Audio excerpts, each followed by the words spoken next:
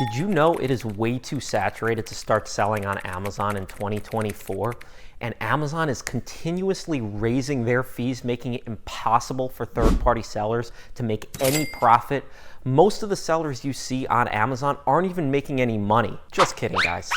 In this video, I am covering a deeper breakdown of Amazon FBA fees in 2024. I hear so many people saying how much Amazon is taking away in fees and making their businesses unprofitable. And if you're operating your business on razor-thin margins, so much so that when Amazon increases their fees by the standard 15% year to year, that you are basically now unprofitable and not able to continue selling, this video is for you.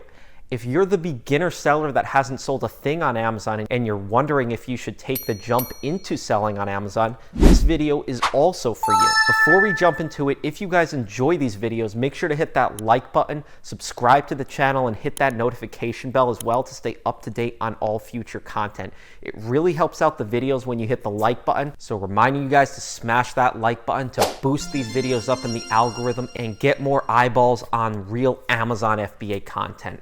Without further ado, let's jump right into it. I released a previous video breaking down Amazon's fee letter and the changes that they made for 2024. So if you guys haven't seen that video, make sure to check that video out up above. This video is going to follow up on the content that I made in that video, and it's going to do a deeper dive. At the time that I recorded that video, we had a little bit limited information and we didn't know exactly how these different fees were going to play out.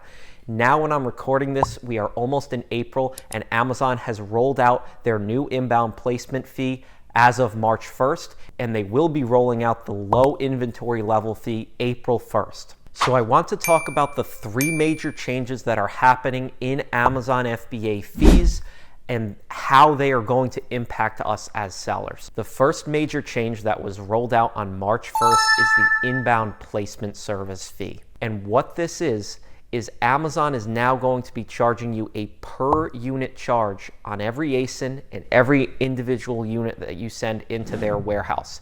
They have broken this down into three shipping methods.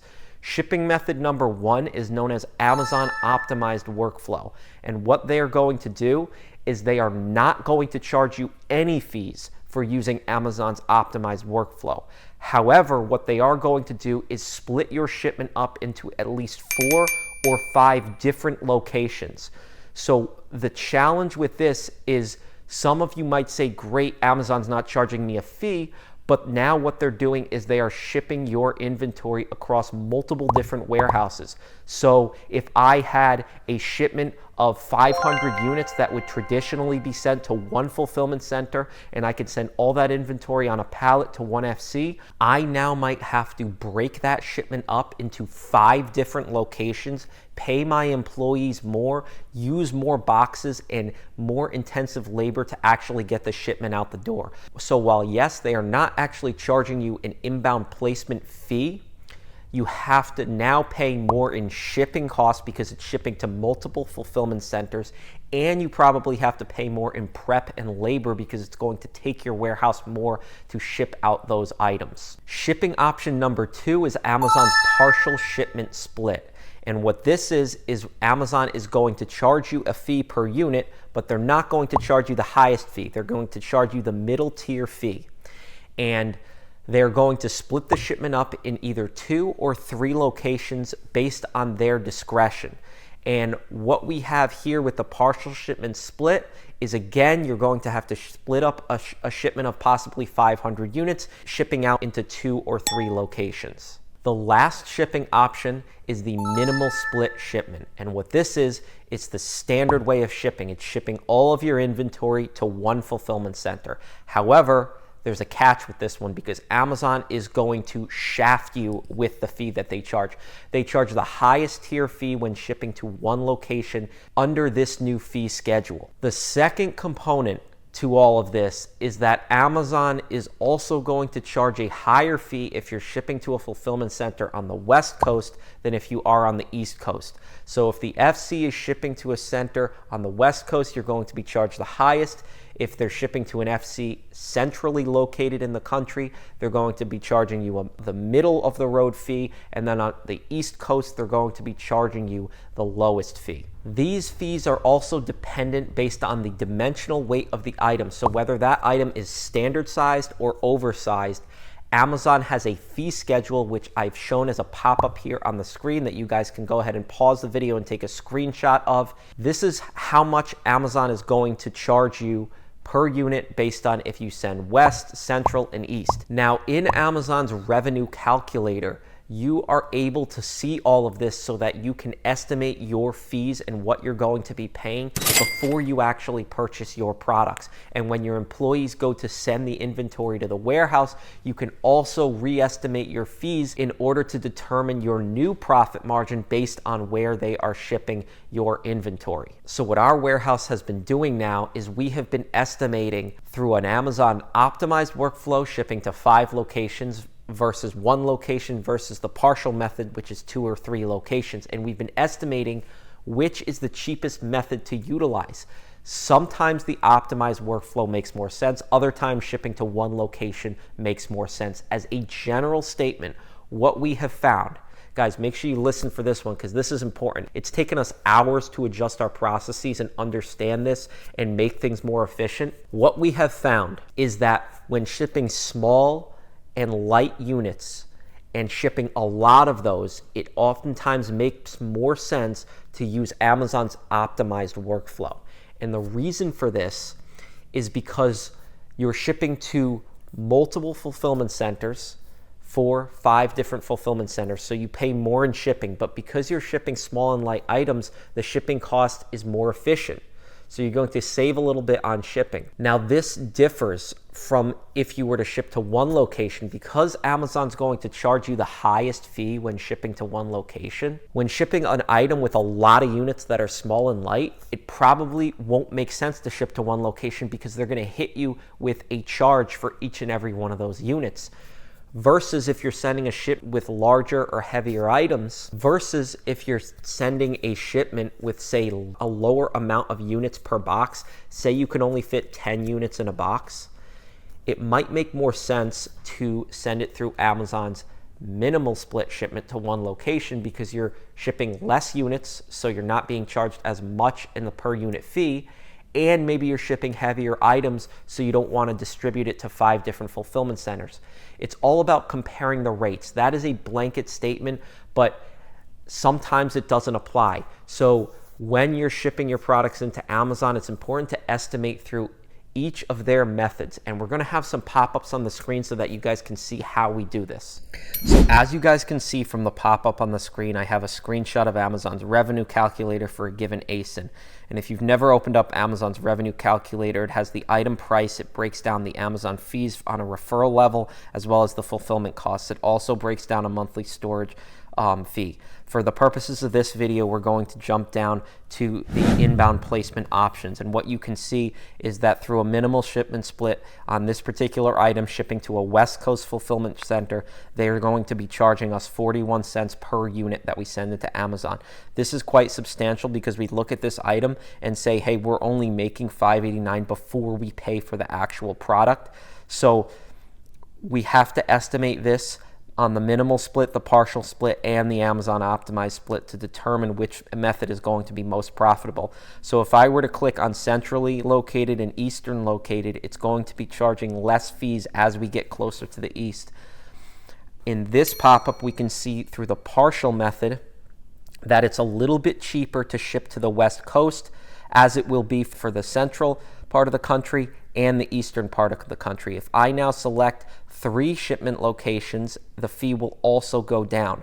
However, this is all at Amazon's discretion. Amazon's going to choose if you can ship to 2 locations or 3 locations on the partial shipment split. If we jump over one more time, now we can look at the Amazon optimized split, and we can see that we are shipping to 4 or more locations. Amazon is not charging us an inbound placement fee, but it is going to cost us a little bit more in shipping because we're doing multiple FCs. In this pop-up on the screen, you can see that I have a mock shipment here in Amazon Seller Central with 20 units per box. We've entered all of our box contents, our weights and dimensions of each case, and we're telling Amazon that we're sending 10 boxes of 20 units per box for a total of 200 units. Here we can see a screenshot of the 3 different methods that Amazon is now making us ship through.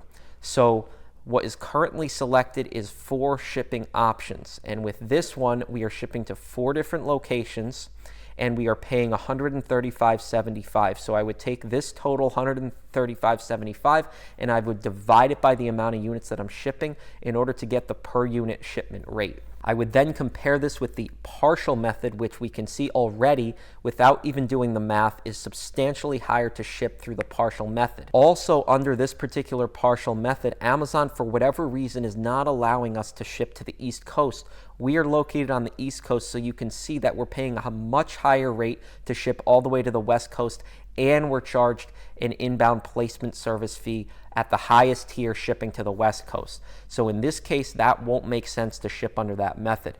If we jump to the minimal shipment split, we can do the math and say, okay, Amazon is charging us $93.73 in the shipping cost to ship to one location, plus we pay in total inbound placement fee of $64. And all the inbound placement fee is it's that per unit rate on the FBA fee calculator multiplied by the amount of units in that shipment. So we can see that in this example, the Amazon optimized shipment split makes more sense because we're only paying $135.75 versus the other methods, which are considerably more. One more thing to note about the inbound placement service fee is that on average for standard size items, the per unit rate is 27 cents. Versus $1.58 for large and bulky items.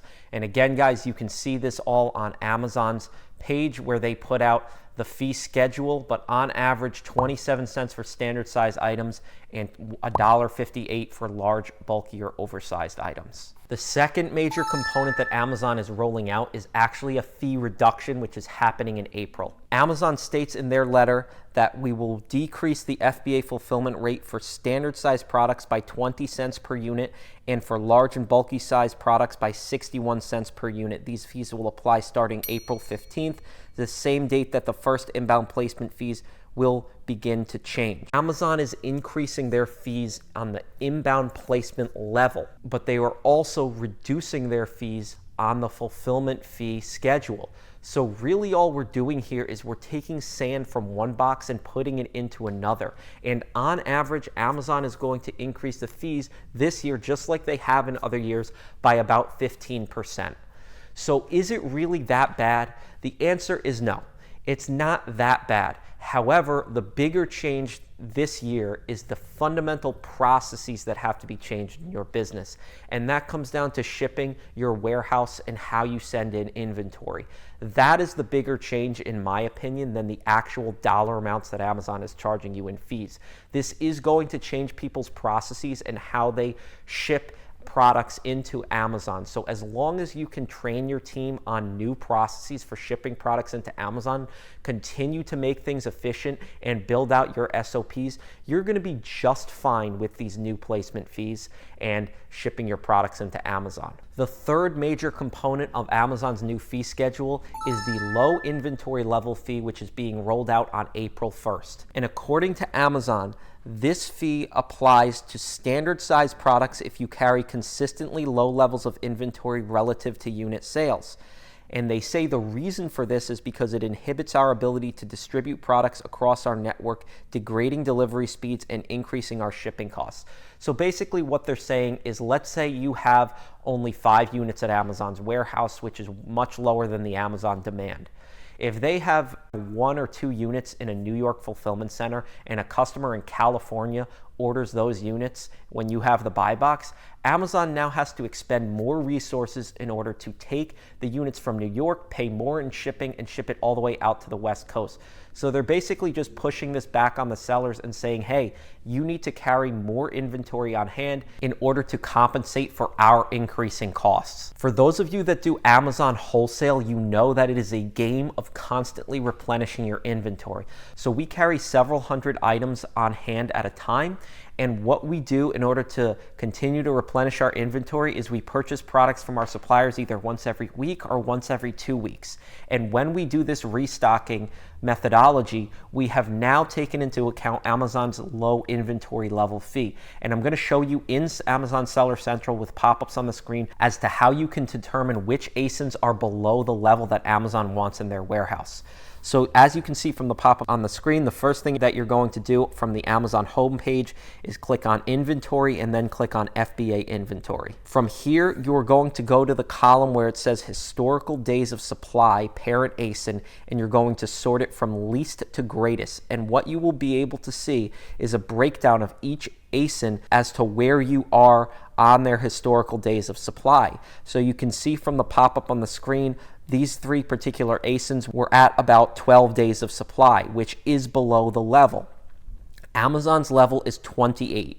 So if you see this number under historical days of supply below the 28-day level, Amazon is going to charge you their low inventory fee, which you can see on the low inventory rate schedule. Now on these particular ASINs for us, they're not a huge concern because they were either Q4 items or items we do not sell on a regular basis. The column all the way to the right is the recommended action. For us personally, we do not follow Amazon's recommended action because a lot of times it doesn't make sense and their algorithms can't always factor in different things that we're thinking about as business owners.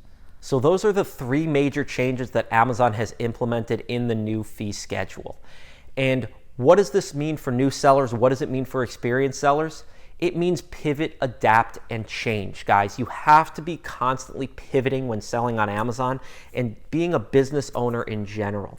So what are we doing to combat these things? We're changing our processes, building out more SOPs, and making sure all our employees are trained on how to ship products into Amazon so that we can continue to preserve our profit margin year after year.